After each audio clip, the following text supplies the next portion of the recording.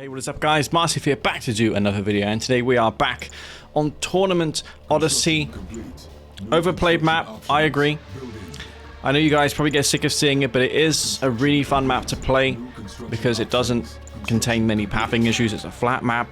The game can't really go wrong and make mistakes with the pathing, and that's the reason why we play it.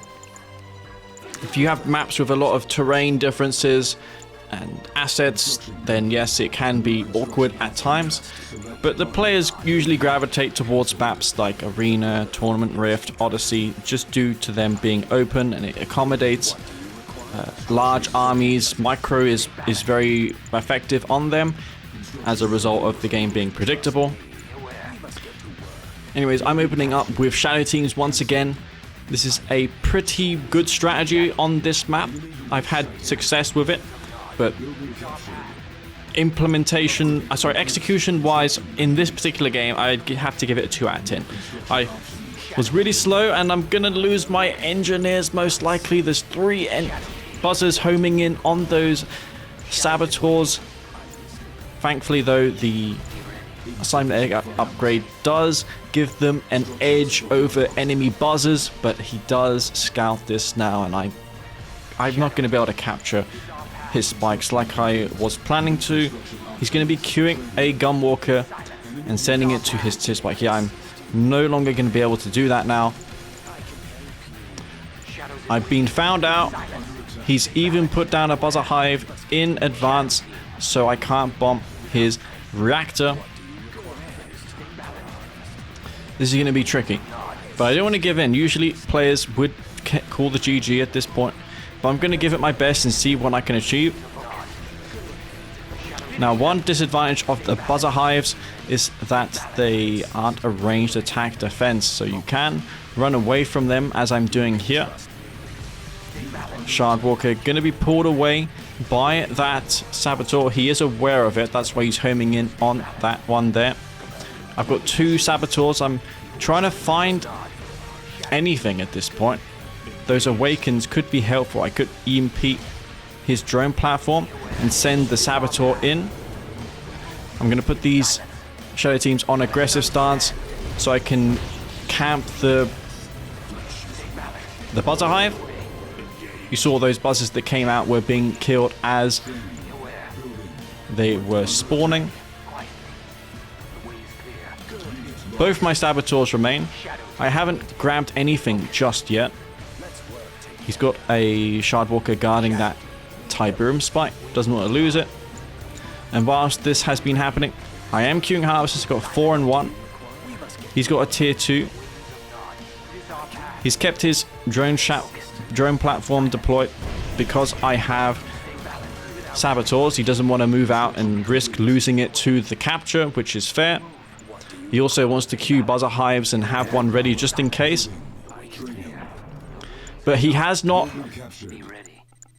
found the saboteur captured his extractor. That was a really good pickup from me.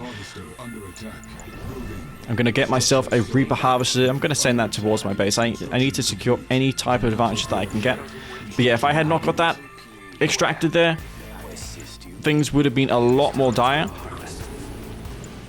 I have now 7 harvesters and 2 refineries. I also have a Reaper Harvester, so that counts as the 7th one.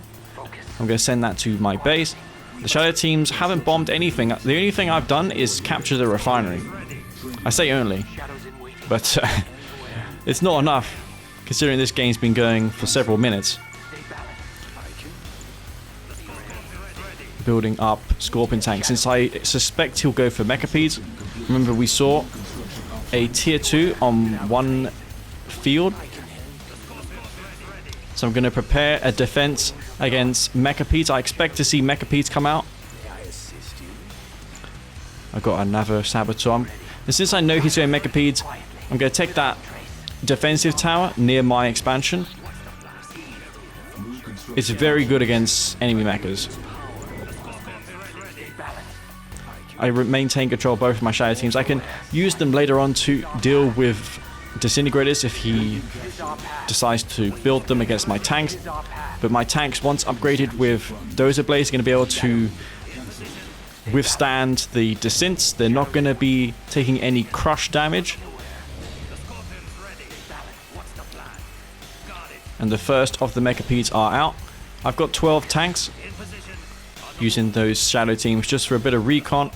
I'm putting the scorpion tanks in a line formation so I can engage the mechapedes with all guns at the same time. This will limit his chance to get away and escape. And just like that, 2 mechapedes falls. He doesn't trade very effectively. He's got a portal, but that's going to be camped soon. I'm going to take out this portal. I don't have an expansion set up. He's got mechapedes. A lot of players say that mechapedes are OP now. I don't know. I'll let you be the judge of that. I think they're pretty balanced myself. But you do need to focus fire very effectively. Stasia shield used to temporarily halt my assault.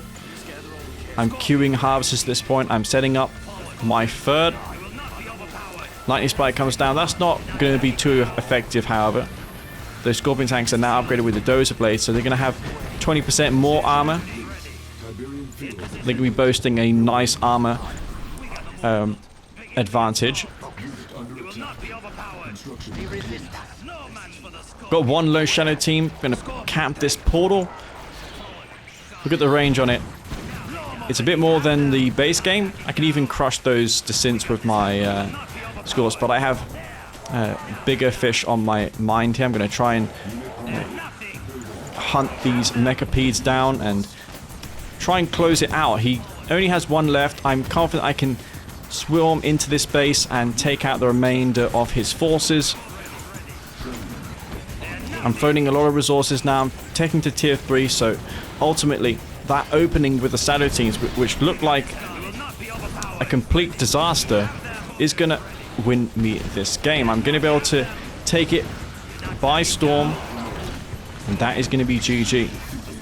A short game for sure, but one I wanted to highlight nonetheless because of that really weird opening. The fact that it failed and I was still able to make it work in the most unusual way imaginable. Anyways, guys, hope you all enjoyed that one there on Tournament Odyssey. If you did, don't forget to smash the like button. I really appreciate that. And as always, thank you to my Patreon members for continuing to support me and my channel. Anyways, this is it from me, Master Leaf, and I'll see you all in the next one. Peace out.